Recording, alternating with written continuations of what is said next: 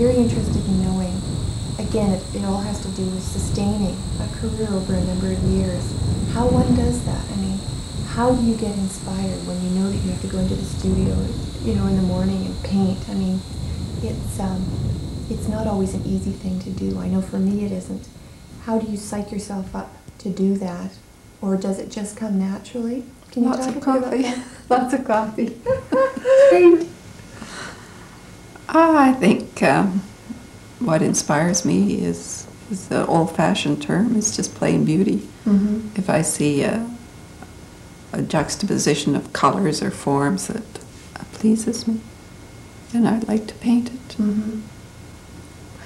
So I'll mention someone like Otto Rogers, for example, and obviously Bill and Eli. They must have been very influential then for you, just in terms of that whole notion of beauty. Well, I don't know is exactly in terms of beauty. I'd say Eli was very informative because I took several classes from Eli. I thought he was a wonderful teacher. And Bill was always a great source of knowledge and critical advice. Mm-hmm. And Rita had so much to offer. And I'd say those three people were very important. Mm-hmm. What made you decide to become a professional artist? I didn't decide to become a professional artist. I was taking Type C Arts at University of Saskatchewan, and I was home in the summer, and a friend of mine was also home, and she suggested we go to Emma Lake to this summer school. And we did, and Rita Cawley was teaching there along with Mr. Finlay, and I discovered I could paint quite well, and I enjoyed the class very much, and I didn't take any more painting classes that year. I finished up my university, and then when I was apprenticing, I was an apprentice lab technician. Most of my friends had left, had graduated and left, and I was kind of lonesome, so I thought Rita had suggested I take this class from Nicholas Belias, who was teaching at the university in night class, in painting, and I did, and I felt it was what I wanted to do, and I didn't expect to make a living at it or anything. There were no galleries at that time.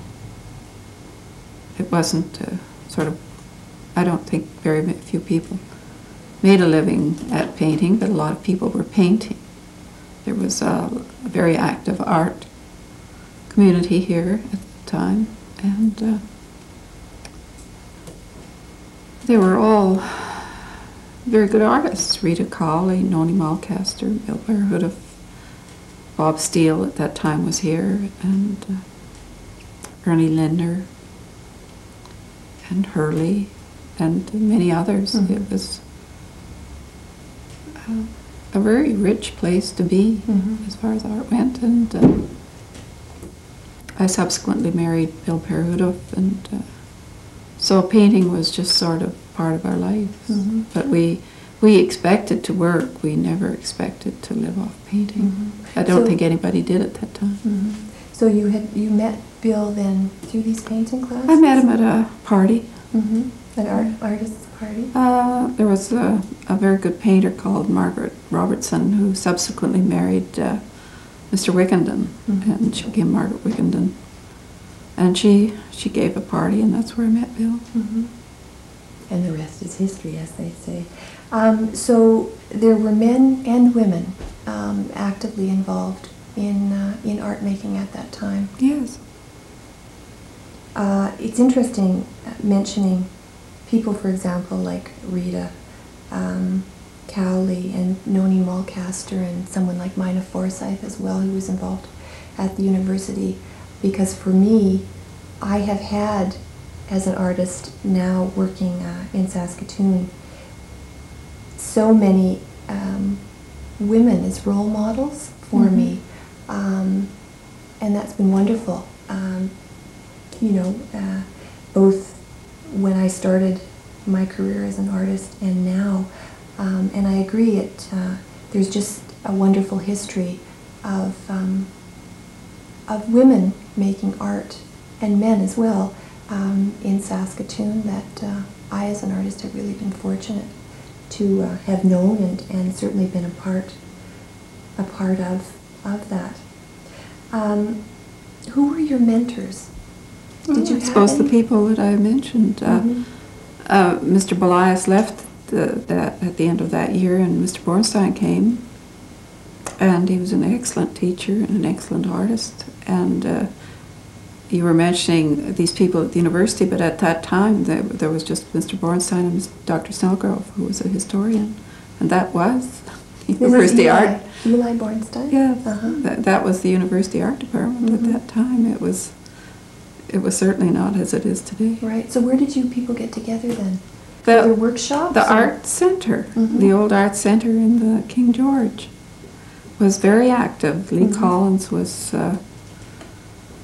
very much a part of the art world. She was the art center, and they had these Friday nights, and there was lectures and slides. And previous to that, to my getting into art, Ernie Linder used to have Saturday nights, but that was before I started painting. But I think that contributed a great deal to the art community.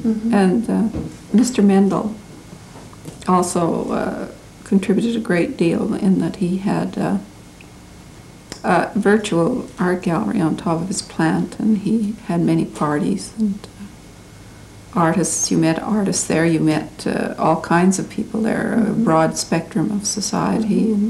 And he actively bought work? He bought paintings and gave them to his friends as gifts, thinking that these people would buy paintings as well. And I don't think he was too successful, but he